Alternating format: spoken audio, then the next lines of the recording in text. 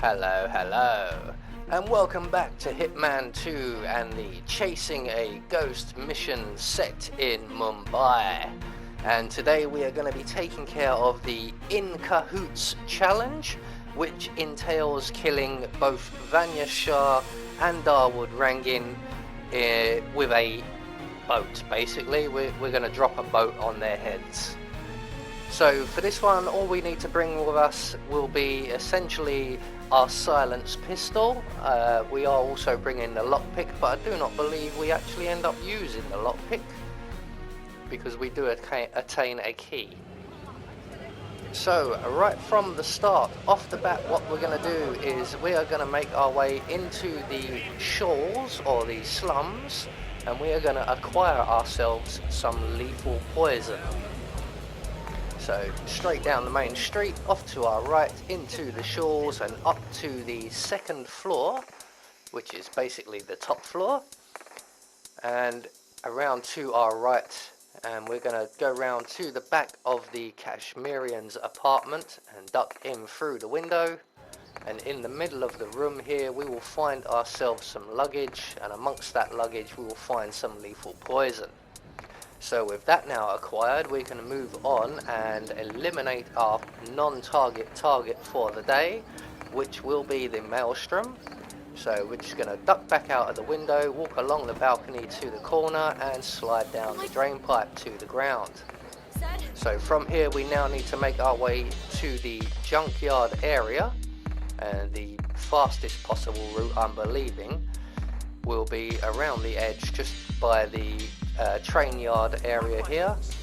You can go through the slums, but there are enforcers and you will have to slow down and wait them out and sneak past them and things like that. So we're just going to run around the outside of the map right up until we get to the junkyard area, which is just here on our right, and we're going to make our way around to the side of the JCB and plug ourselves up just behind the rear wheel, pull out our silenced pistol, and we're going to shoot down the extending ladder. You have to shoot one of the uprights and not one of the runs, but with the ladder extended we can now put away our silenced pistol. We're going to climb up the extending ladder to the top, where we will find ourselves a table with two glasses, and we're going to poison the glass nearest to us, and that will basically kill the maelstrom. So all we've got to do now is get the maelstrom here. So we're going to climb up onto the roof of this building, where we will find ourselves a couple of guards and a flagpole. We're going to grab that brick that's just on the floor there, we're going to need that. We're going to take out our silenced pistol and we're going to shoot the button on the flagpole, which will raise the flag, and that will summon the maelstrom. And while that's happening, we are going to make our way back down to the ground floor and where the junkyard is. Try not to get spotted or caught on all the plants. I always seem to catch myself on something. So once we're down here, we are going to go over to the boathouse. So I've run the wrong way for the start, and we're going to head round to the Crow's hideout entrance, which is just up ahead. That's the building just behind this boat up on stirrups here. And here there are actually 6 guards, but 2 of them are far enough away we won't need to bother them, but we will need to remove the 4 guards in this building. So around the back of the building we find a generator, so we're going to turn off the generator, turn it back on. That will distract one of the guards. There are 2 guards downstairs on the ground floor here and 2 on the roof, and one of the 2 guards on the ground floor will have the key we require, but it doesn't matter as we have our lockpick. So once the guard comes to investigate, we're going to sneak up behind him, render him unconscious, collect his gun, and we're going to grab his body and drag him up the stairs here, being very much aware of the waiter or the server who is just off over having a cigarette just at the side of the building. You can get past him easier enough as long as he's not just about to make his way back down to the road. So with the first guard unconscious and safely tucked up, we are going to return to the generator and we're going to turn it back off again, and we're going to wait until it distracts the other guard who is currently having a cigarette outside the front door. But once he comes back in, he will get distracted. We can turn the generator back on, once again make our way behind the door area here, and when he comes out to investigate, we will just render him unconscious, the same as we did with the first guard.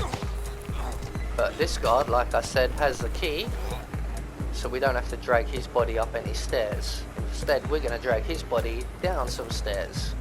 So once he's unconscious, we're going to use the key we collected to unlock the door to the hideout, collect his gun, grab his body, and we're going to drag him down into the basement area. This is just an extra precaution, just in case people start searching once we kill our 2 targets. And I'm going to be nice and tidy, and I'm going to put all 4 of our unconscious guards down into that basement area. So while we're doing that, the Maelstrom will drop down dead. 47, that man you just eliminated, that was the Maelstrom. Well done. No rest for the wicked, however. On to the next one. So that's our non-target target, the Maelstrom, now taken care of. So what we're going to do now basically is just drag this guy down into the basement area, and we're going to collect ourselves a couple more items that are in this building. So on the ground floor we want to pick up the expired spaghetti sauce, which is just in the corner of the room here. And we want to make our way up to the first floor here, where we will find on the side an iron. So with all of those items now collected, we are going to select our little assault rifle here, and we're going to place it right in the corner of the room there, just on the beads. We're going to select our iron, and we're going to throw the iron on the floor, and that will distract one of the 2 guards on the roof. And while they're being distracted, we are going to select our expired spaghetti sauce, and when the guard comes down, he will spot the gun, he will move in to take the gun away, and we can then render him unconscious with a blow to the head. So here he comes now, so we're just going to launch our spaghetti, knock him out, we're going to grab his body, we're going to drag him also down into the basement area, and then we will come back up, retrieve our spaghetti sauce and our iron, and we will essentially just once again rinse and repeat to remove the final guard up on the roof. So, like I say, you don't actually have to move all of the bodies out of the way as far as that. We could leave them all on the ground floor really, but I'm just being a bit extra cautious. So with him tucked away, we're going to make our way back up the stairs, retrieve our iron and our spaghetti. Once again, throw the iron on the floor. That will distract the last guard. And he will see that there are 2 guns now on the floor, and he will come down to remove them. And once the guard is in position, we can then render him unconscious, although he is taking his time getting down the stairs. He should be here any second. There he is. So, good night, mate. And once again, we're going to just drag him down the stairs a little way, or all the way down into the basement area. Again, this is just in case someone decides to come into the building to start searching once we kill our 2 main targets. They won't come as far as this basement, I'm hoping. So, with our kill box now clear and ours, we're going to make our way back to the junkyard, not the jungle yard, and basically where the tractor is, where we took our shot at the ladder, there is a building, that building directly ahead of us with the smoke coming out, and this is an iron foundry. And in here we will find our last remaining item that we require, which will be the crowbar. So once inside, we're going to just pick up the crowbar, make our way back out and round to the back of the foundry. We're going to use our crowbar and throw it against the wall there. Select our brick that we collected earlier, and the crowbar will distract the guy in front of the furnace, and we can throw our red brick straight into the furnace. and watch what happens. Well, that caused a pillar of purple smoke to rise above the slums. Let's see what happens next, 47.